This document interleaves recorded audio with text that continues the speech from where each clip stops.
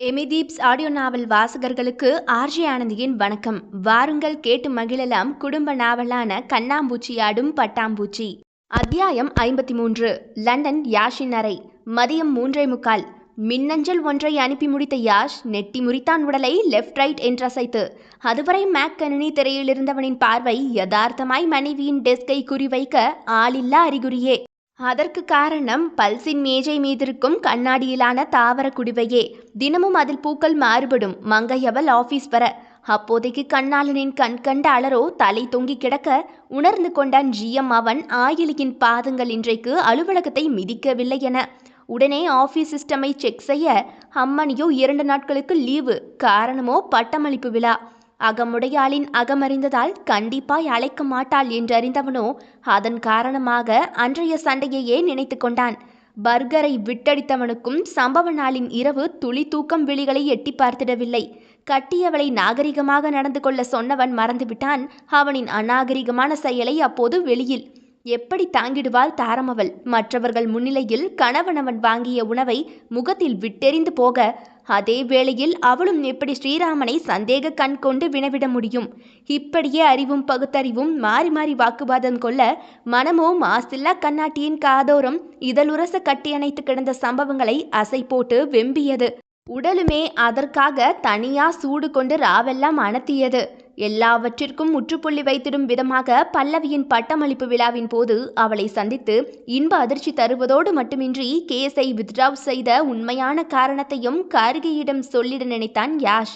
Pre பிளான்களை அசை போட்டு கொண்டிருந்தவனின் சிந்தையை டிஸ்டர்ப் செய்யும் விதமாக அந்நேரம் பார்த்து அலறியது ஜிஎம் சாரின் அலைபேசி. ஆர்டர் கொடுத்திருந்த ஒயிட் கோல்ட் மோதிரம் ரெடி என்ற அழைப்பே அது. காதல் துணைவியின் பட்டமளிப்பை முன்னிட்டு யாஷின் ஸ்பெஷல் பிரைஸ் நாச்சி அவளுக்கு.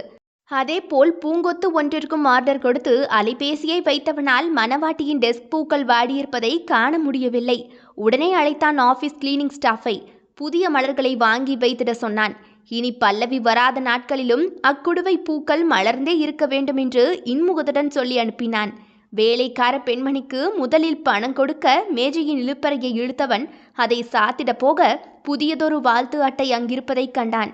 யாஷ் அதை கையில் எடுத்து பார்க்க முன்பக்கத்திலோ பன்மொழிகளில் ஐ லவ் யூ. அதை பார்க்கும் பொழுதே யாஷின் இதழ்கள் ஓரம் வாங்கின மார்க்கமாய்.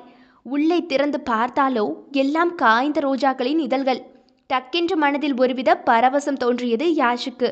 அடித்து சொன்னது மனது இவைகள் அவன் கொடுத்ததென்று. மேடம் அன்போடு வாங்கி கடுப்போடு குப்பை தொட்டியில் வீசிய சம்பவம் இன்னும் ஞாபகத்தில் இருக்கிறது ஆம்படையான் அவனுக்கு. அவைகளை கொண்டுதான் அவ்வட்டையை அலங்கரித்திருந்தால் பாரியால் அவள் எழுதியிருந்தால் அவள் கைப்படவே நீலவர்ண பேனாவில் மணிப்பூரையொன்றையும்.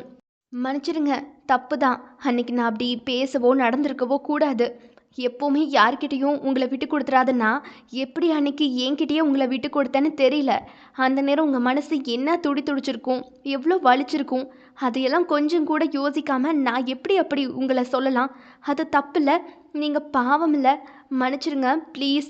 கண்டதை கற்க பண்டிதனாவான்னு சொல்லுவாங்க. ஒருவேளை நான் தான் கணவனை கற்க காமம் போதும்னு நினச்சிட்டேன் போல. அதனால தான் எனக்கு உங்கள் அன்பு புரியலை போல.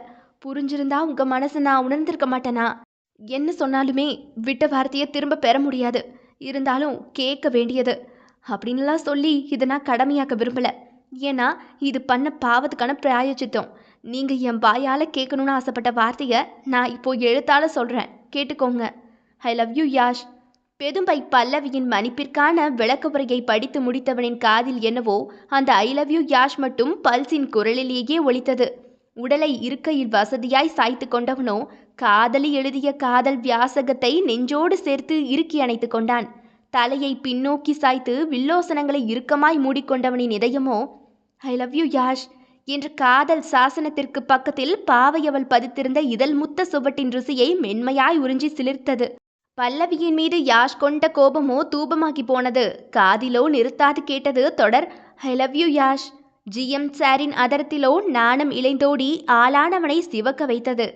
இதுடன் அத்தியாயம் நிறைவடைகிறது. தொடர்ந்து இணைந்திடுங்கள் எமிதீப்ஸ் ஆடியோ நாவல் சேனலில். மீண்டும் சந்திப்போம். நன்றி, வணக்கம்.